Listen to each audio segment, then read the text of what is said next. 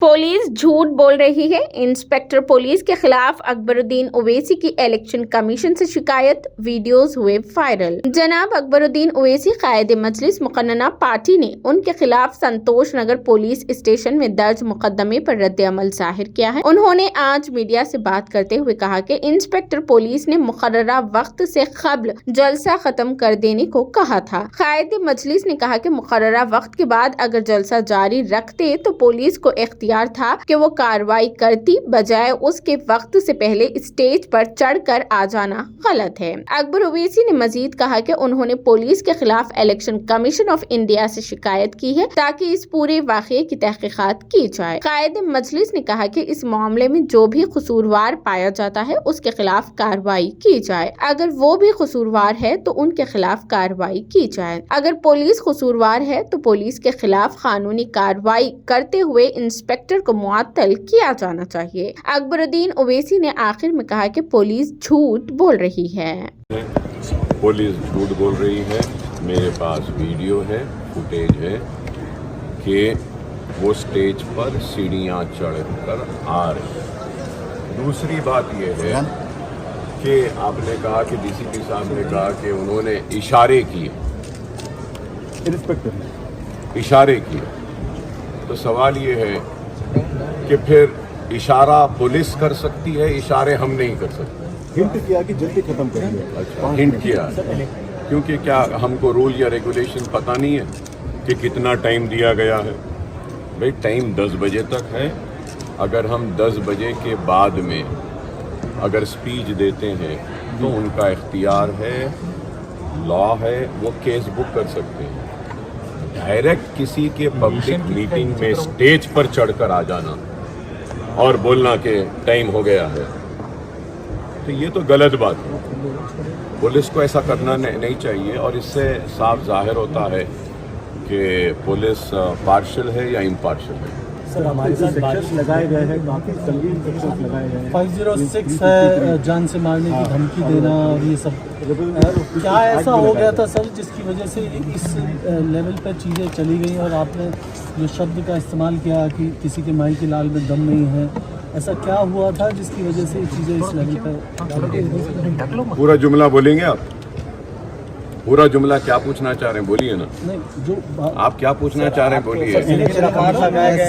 मैं समझ नहीं चाह रहा हूँ, समझ नहीं पा रहा हूँ। क्या चीज़ हो गई जिसकी वजह से?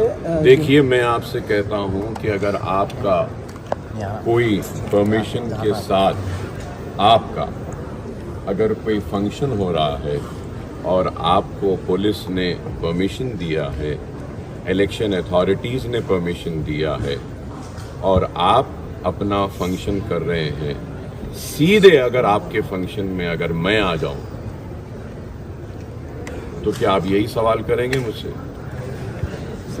इलेक्शन नहीं, देखिए, मेरे पास वैलिड परमिशन था, मैं टाइम के अंदर था और वो दूसरी चीज़ ये है कि मैंने पुलिस के खिलाफ भी कंप्लेंट दिया हूं और रिक्वेस्ट किया हूं कि इस पे इंक्वायरी होना चाहिए कि you cannot come and obstruct an outgoing public meeting।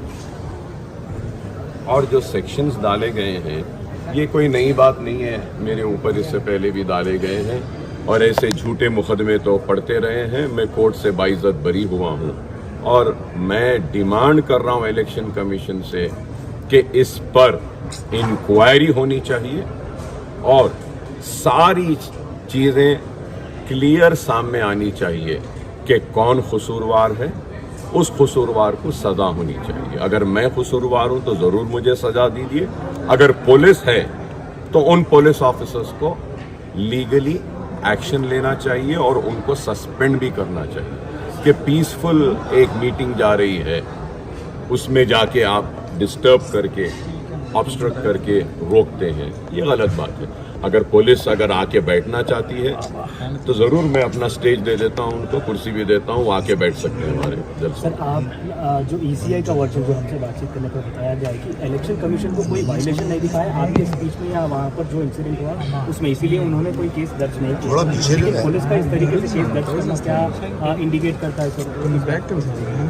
Need to से कि इसके पीछे कोई इंटेंशन नजर आ रही है। इलेक्शन कमीशन के अधिकारी ने बताया कि वो टैब लेकर ऊपर चढ़े थे डायस के पास, टाइम से पहले फोटो खींचने के लिए रेडी प्रिपेयर हो रहे थे कि 10 बजने के बाद वो फोटो लेंगे। तो वो इलेक्शन कमीशन का वर्जन वो है, लेकिन डीसीपी बता रहे हैं कि ऑफिसर वहाँ पर डायस पर चढ़े हुए थे, हाथ बंद कर नीचे ही ठहरे थे। देखिए वो डायस वो चढ़े हैं, न सिर्फ ये बल्कि इससे पहले भी यही पुलिस ऑफिसर थे। मेरा स्कूल मेरे प्राइवेट प्रमाइसेस में मैं बैठा हुआ था और वो स्ट्रेट बाज करते हुए अंदर आए, सेम ऑफिसर सीधा अंदर आए। कल एक इंतखाबी जलसे-ए-आम था, प्रेसिडेंट मजलिस इत्तेहाद मुस्लिमीन की जानिब से मुनक़िद किया गया था यूनिक फंक्शन हॉल ईदी बाज़ार में।